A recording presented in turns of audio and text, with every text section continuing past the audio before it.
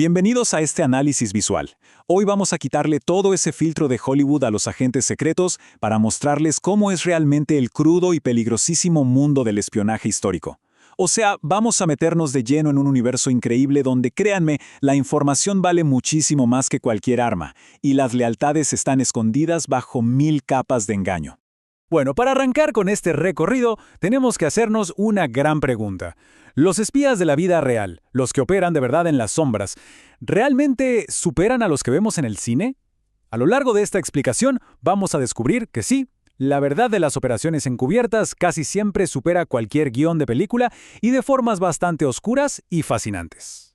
Esta es nuestra hoja de ruta para hoy. Primero, los espías en la pantalla. Segundo, los grandes engaños de la Segunda Guerra Mundial. Tercero, el tenso clima de la Guerra Fría. Y cuarto, el legado que nos deja el espionaje hasta el día de hoy. Arrancamos con la primera parte, espías en la pantalla, los glamorosos agentes secretos de Hollywood. Es súper interesante ver cómo la cultura pop ha romantizado la figura del espía. Por un lado tenemos a estos héroes de pura adrenalina como Ethan Hunt o Jason Bourne, que básicamente resuelven conspiraciones globales a base de acrobacias y mucha acción.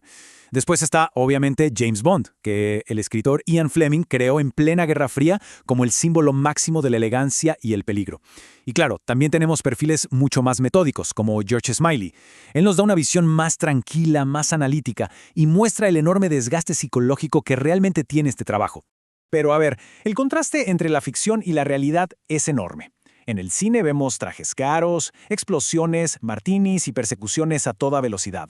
Pero el verdadero trabajo de inteligencia es otra cosa totalmente distinta. Hablamos de satélites, de instalar micrófonos ocultos con un cuidado milimétrico, de cultivar agentes dobles por años y sobre todo de una paciencia extrema que casi siempre termina en una paranoia absoluta. En el mundo real, un espía casi nunca dispara un arma. Su mejor herramienta literalmente es el arte del engaño.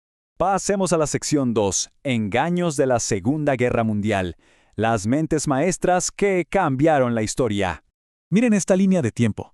Es la vida de Richard Sorge, y les juro que supera cualquier historia de ficción.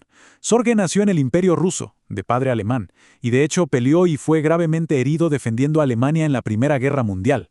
Bueno, esos horrores lo llevaron a unirse al Partido Comunista. Y aquí viene lo increíble. Para encubrir su misión real, se afilió al partido nazi, llegó a Tokio en 1933 haciéndose pasar por un periodista alemán y se ganó tanto la confianza de todos que terminó siendo el confidente del mismísimo embajador alemán en Japón.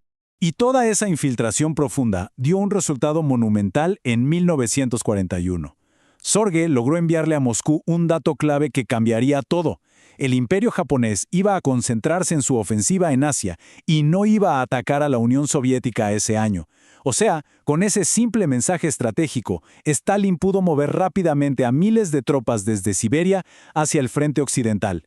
Y eso básicamente fue lo que detuvo el avance alemán sobre la capital, Moscú. Para que se den una idea del peso geopolítico de este hombre, el propio creador de James Bond, Ian Fleming, lo catalogó como el espía más formidable de la historia, y aunque la red de Sorge fue descubierta y él fue ejecutado en 1944, el curso de la Segunda Guerra Mundial ya había cambiado para siempre gracias a su trabajo. Ahora, para entender bien cómo lograban estas cosas, tenemos que tener súper claro lo que es un agente doble. Los mejores espías no solo se escondían a escuchar conversaciones, no. Ellos colaboraban activamente con el enemigo para manipularlo.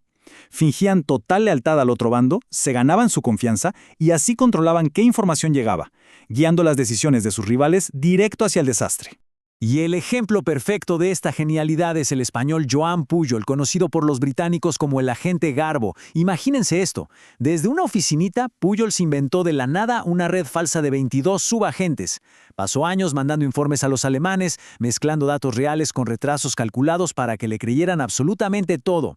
Y su jugada maestra fue convencer a Hitler de que el famosísimo desembarco de Normandía era solo una distracción y que el ataque real iba a ser por Calais. Fue una ilusión tremenda que salvó miles de vidas y aseguró la victoria aliada en Europa. Y la historia de Pujol después de la guerra es de locos. Como tenía muchísimo miedo de que los nazis tomaran represalias, hizo un último truco de magia. Fingió su propia muerte por malaria en África en 1949. ¿Y qué pasó después? Pues se fue a Venezuela a vivir tranquilo, en el anonimato total, administrando un cine y una librería. Todo el mundo lo dio por muerto, hasta sus exjefes británicos, hasta que un escritor muy insistente lo encontró vivito y coleando en 1984. Increíble. Avanzamos en el tiempo a nuestra tercera sección, la Guerra Fría, paranoia y los 5 de Cambridge. Durante todas estas décadas de tensión constante, las verdaderas trincheras no estaban en campos de batalla, sino en las silenciosas oficinas de las principales agencias globales. En esta época, la información era literalmente el arma más poderosa. El robo de secretos, la vigilancia y la desinformación eran el pan de cada día, todo para evitar que se desatara una tercera guerra mundial. Fíjense en esta tabla. Estos son los famosos 5 de Cambridge. Eran ciudadanos británicos súper privilegiados, educados en las mejores universidades, que decidieron volverse espías soviéticos por pura ideología. Y el nivel de infiltración es asombroso. O sea, miren a Kim Philby. Llegó a lo más alto de la contrainteligencia británica, el MI6. Irónicamente, él era el encargado de atrapar a los espías soviéticos. El daño interno que esta gente le hizo a las redes de inteligencia de Occidente fue simplemente devastador.